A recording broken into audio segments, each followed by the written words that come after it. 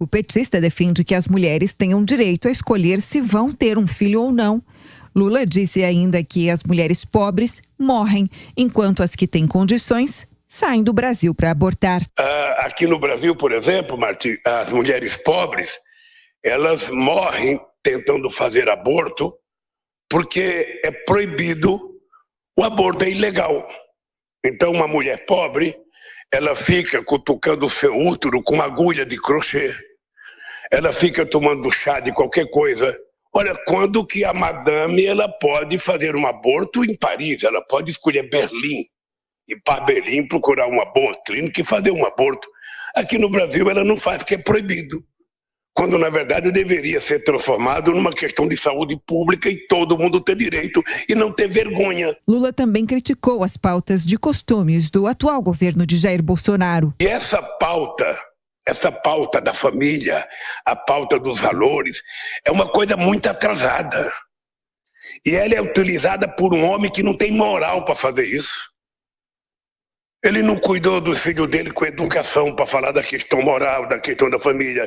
O comportamento dele com relação às mulheres não lhe dá o direito desses valores. Ele não respeita. Leonardo Fonseca. Agora vai ficar bom. Vai ficar bom? Agora vai ficar bom.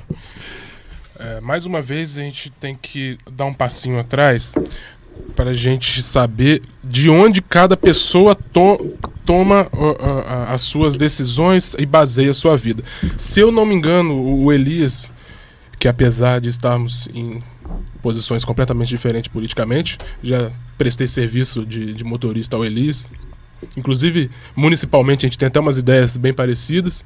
E naquela ocasião, você disse que você era mais da ala esquerda marxista, mais raiz, se eu não me engano, né? É isso mesmo, né? Sim, eu sou socialista. Socialista marxista. Sim. Aqui eu tô com um exemplar, eu trouxe, tá na minha mão, pessoal do Instagram pode ver. Essa aqui é a Bíblia do esquerdista, tá? Do esquerdista, socialista, seja o que for. Na verdade, isso é um manual. Sim, é um manual, é a Bíblia deles. É um manual, né? É a Bíblia do socialista. Aqui, eu até deixei separado, na página 83, pode ver até a edição da EdPro, tem uma das edições mais completas. Eu tenho costume de ler, inclusive, as que eu não concordo. Sobre a família.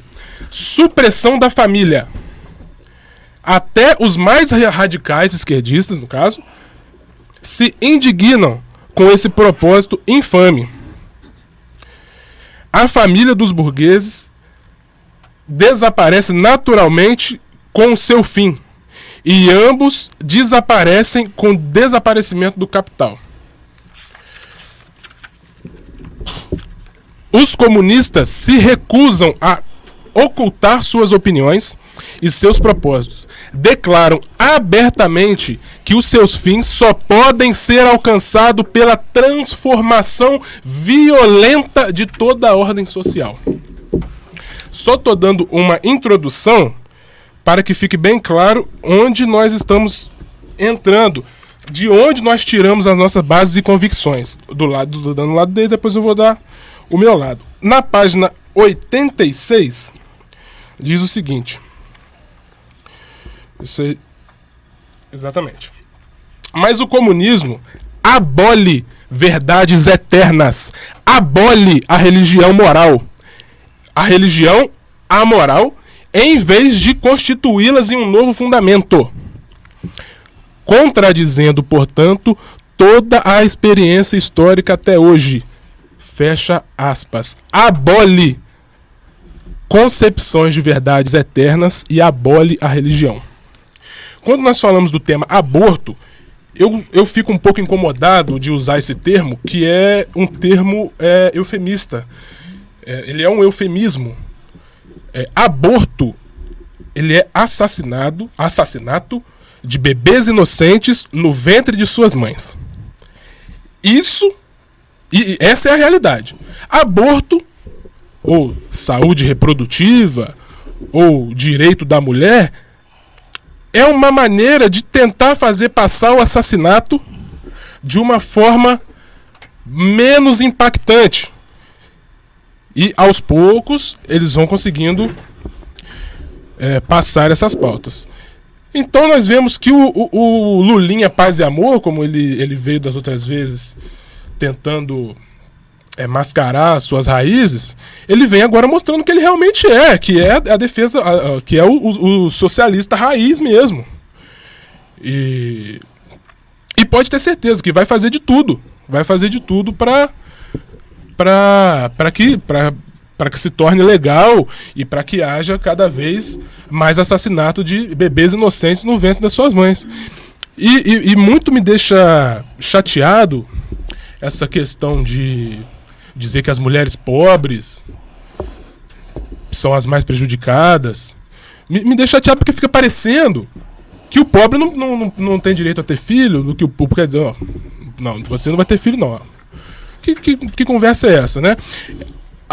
Tem um instituto americano, o Planned Parenthood, que a ideia dele era justamente essa.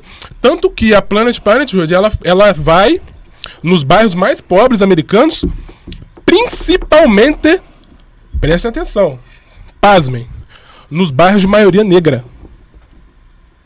com o intuito claro de diminuir a população negra. É isso que a gente quer no Brasil? É esse tipo de coisa? Um país predominantemente ainda cristão? É esse tipo de coisa que a gente quer? Isso para mim, pessoalmente, é uma pauta abominável. Abominável qualquer um. Seja no ponto de vista religioso, ou seja no ponto de vista, que vocês gostam tanto de falar, científico. Porque numa gravidez o agente ativo é o feto.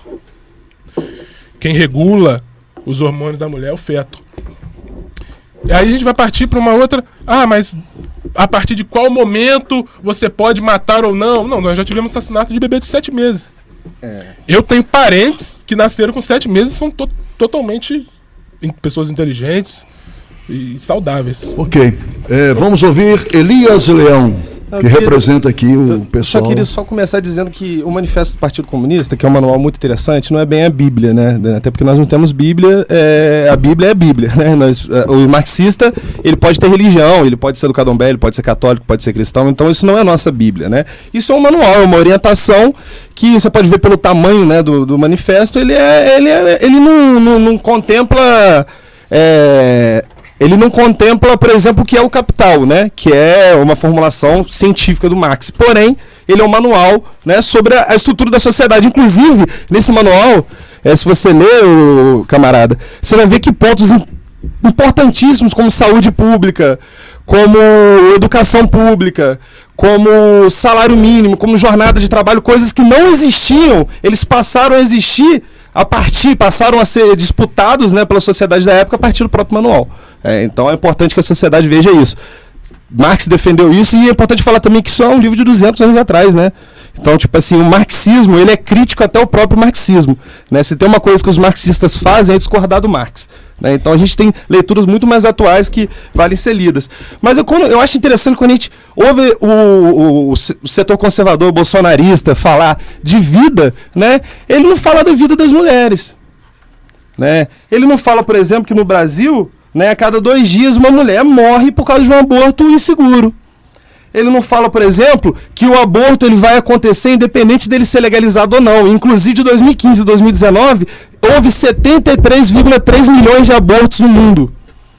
Ou seja, não é uma questão sobre liberar o aborto acontece. Só que, como o Lula falou muito bem nessa entrevista, o que acontece é, as mulheres pobres, elas são subjeitadas a um aborto inseguro, a chá de não sei o quê, a agulha de tricô, por exemplo, clínicas clandestinas de aborto que não oferecem segurança nenhuma para a mulher, e as mulheres ricas, elas fazem isso com total segurança à luz do dia, né? À luz do dia. E é importante falar também que as mulheres que mais morrem, que mais sofrem, né, com essa política, que é uma política que jorra sangue, a ministra lá, a Damares, ela disse que a nossa política que jorra sangue, mas a política que jorra sangue é a política que a gente vê hoje da proibição do aborto seguro. Por quê? As mulheres negras, por exemplo, as mulheres pobres, elas são sim as que mais sofrem, Léo. Elas são as que são... quem está na periferia do capitalismo, quem está à margem do capitalismo é quem mais sofre com isso. Para você ter ideia, Resolve matando. Um dado aqui, 45 das mulheres que morreram, né, por uma tentativa de aborto de 2020 a 2021, 45,21% dessas mulheres são negras, são pobres, contra 17,81% de mulheres brancas, né? Que são mulheres brancas e pobres. Então eu sei que esses dados podem ser muito importantes para vocês. Mulheres brancas e pobres ou mulheres brancas e ricas? Mulheres brancas e pobres. Que morrem. O Wallace Mendonça. Eu queria só terminar um dado aqui sobre mortalidade infantil também. Nesse mesmo período de 2020 a 2021 morreram 64,256 mulheres no Brasil. Né? Mortalidade infantil gerada pelo aborto, gerada também pela pandemia, porque a gente viveu um processo, né, na pandemia, que é fechamento de maternidade, fechamento de hospital, porque tudo era voltado para a pandemia. Então, essa consequência na saúde, ela afetou muitas pessoas, né? Então, é importante, eu acho que a gente... Eu queria entender por que o setor bolsonarista tem tanto ódio das mulheres. Por que se preocupa mais com a vida de um feto do que da vida das mulheres, do que com a vida das mulheres negras, do que com a vida das mulheres pobres? Eu queria entender de onde veio esse ódio. Eu acho que esse ódio, às vezes, ele é produzido pelo próprio presidente, né? Porque toda manifestação que ele está sendo entrevistado por mulher, ou que ele tem algum diálogo com mulher, inclusive relação de trabalho, ele mostra o seu machismo, ele mostra, né, a sua falta de respeito, a sua falta de traquejo, de tato para poder lidar com as mulheres. Então, acho que isso é importante ser pontuado. Wallace Mendonça. Então, Elias, a questão é a seguinte: o problema em torno do aborto é um problema de saúde pública, sim. Só que está inserido num dos 3 eixos que servem como objeto de interesse de uma narrativa histórica, que assumiu o protagonismo há muito tempo, que já não tem protagonismo quase nenhum em diversos setores da sociedade, que sempre foi colocado na conta de pessoas mais conservadoras como se elas fossem retrógradas, como se elas fossem antissociais, como se elas fossem atrasadas. As provocações que você faz, conectar a questão do aborto ao Lula ou ao Bolsonaro é uma coisa desprezível para mim, apesar de que tem que se falar, porque o momento é esse, não vamos perder a oportunidade. Quando digo não vamos, é a mídia, né? A imprensa, não vamos perder a oportunidade de colocar algo na conta de alguém. Mas independentemente do que pensa o presidente da República, o que pensa o senhor Luiz Inácio, que ao meu ver é um criminoso, ao meu ver, então, independentemente do que pensam eles, nós aqui como amigos e como pessoas dentro de uma sala, o pensamento conservador fala o que do aborto? É isso que tem que ser dito. É o que o Lula disse, que o Bolsonaro disse.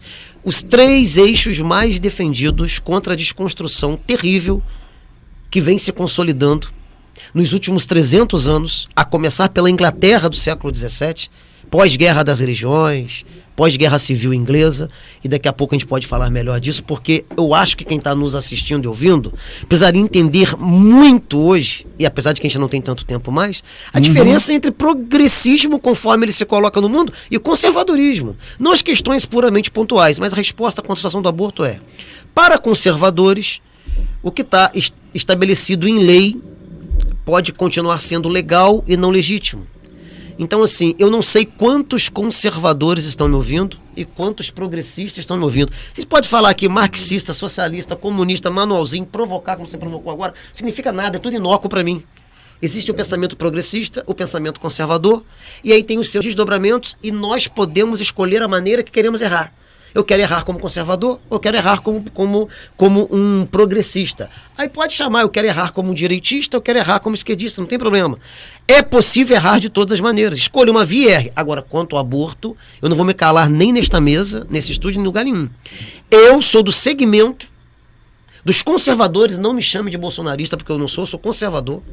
Eu sou do segmento dos conservadores que só admite a prática do abortamento por razão terapêutica. E ponto. Mas considero que na lei existe o caso do estupro, o estupro, que acaba causando um clamor social muito grande, mas que representa um índice infinitamente irrisório das mulheres que de fato procuram ou as clínicas mencionadas pela matéria pelo meu amigo Elias, ou aquelas que fazem de maneira clandestina. Não importa. em um caso ou no outro. Quando a estatística fala de estupro, é insignificante diante do 100%. E o aborto terapêutico é aquele que conservadores e cristãos defenderão sempre, porque é uma vida pela vida, morte em nenhum momento. Ok. O aborto por estupro, você é contra? Essa é a minha opinião. Você é contra? A minha opinião foi dada. É essa. Por estupro, você é contra ou a favor? Como eu sou do segmento conservador, as pessoas desaprenderam a ouvir. Isso serve aqui para o estúdio. Eu sou do segmento dos conservadores que aprova, e com muita tristeza, o aborto como medida terapêutica. Aí, se quiser discutir o que é aborto terapêutico, fica para um outro momento. Agora, está em lei... Terapêutica é quando se coloca em risco a vida. Quando nós precisamos salvar uma vida. Isso. É a escolha de Simples Minerva assim. triste. Coloca assim, Wallace. Triste. Coloca assim. Do jeito Agora, que eu acho que o mundo... Eu acho muito interessante... Só uma coisa. Eu acho muito interessante. Eu acho que o mundo deve estar muito bom mesmo pro Wallace querer conservar alguma coisa, né? Wallace, subestimar quem está nos ouvindo. Você me pediu, eu concordei. Então tá, isso aí, vida pela vida, é isso que você quer? Não precisa ser agressivo comigo. Não estou sendo agressivo. Coloque que o Wallace, na verdade, ele é educado, não faça isso. Você também é muito educado. Ele é contra o aborto por estupro. Não é armadilha. Aí ele não quer responder porque ele não quer se comprometer, né? Vamos lá, a vida pela vida, conservadores e cristãos apoiam. Pronto, tá dito o recado. Sim, o aborto em casos terapêuticos é quando é para salvar a vida da gestante. Normalmente, família é só você considerar. Nós somos pais e maridos, só considerar nossas esposas, nossos filhos. Você concorda comigo? Nós nunca vamos optar naquele momento da escolha, porque a palavra é nossa de que salve meu filho e deixe a minha esposa morrer. Essa é a questão. Vida pela vida, escolha triste. Mas as mulheres estão morrendo. Eu só gosto.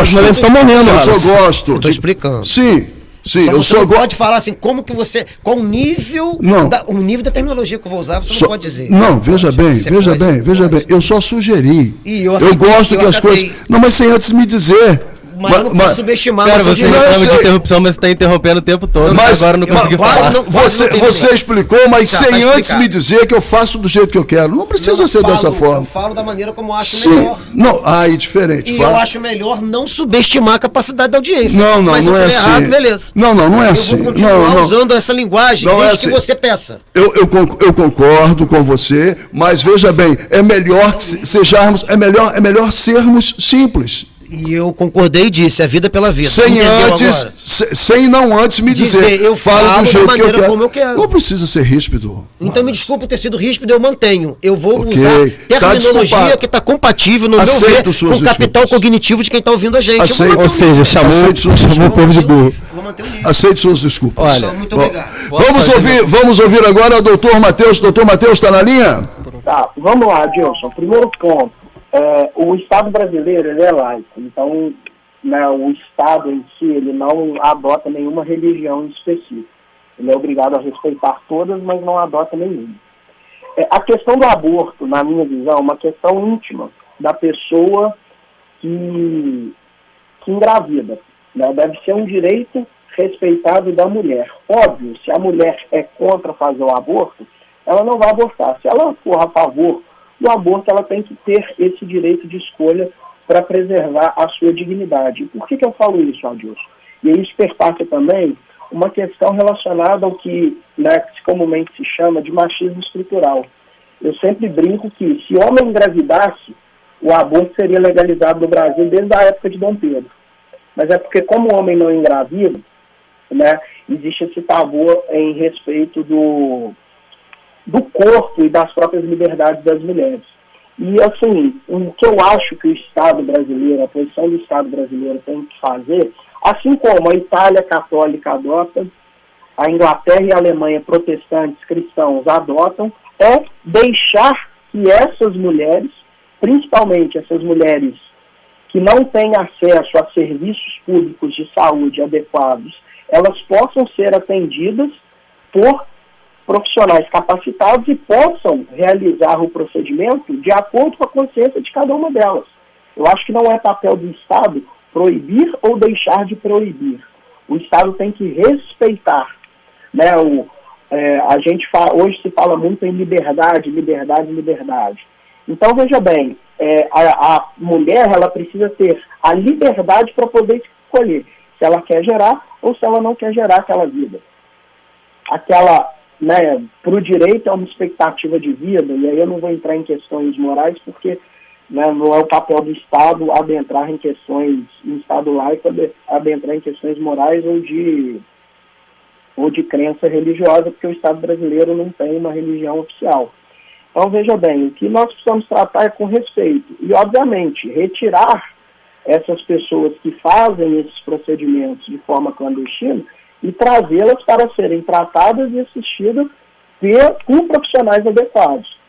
Porque, obviamente, né, eu não sei quem falou isso, não sei se foi o Leonardo, o Wallace ou o Elias, mas o aborto acontece. Né? A gente, goste ou não, pessoas procuram, né, meios para poder interromper a gravidez. Se isso é certo ou errado, é da convicção de cada um. Mas a partir do momento que essa situação acontece, o Estado brasileiro precisa tutelar do ponto de vista de saúde pública. Né? Agora, se obviamente, o Wallace, existe uma mulher que é contra o aborto, o Estado tem que respeitar o direito dela gerar aquele filho, em qualquer circunstância. Mas se obviamente existe uma mulher que entende que aquela gestação não é conveniente para a sua dignidade, né, o Estado também tem que dar meios para que essa mulher possa ter o direito de optar. Né? E eu não acho assim, né, os candidatos, eles, né, têm posições antagônicas sobre isso, eu não acho que isso, né, é a tônica da eleição, mas é um debate que precisa ser feito em toda a sociedade.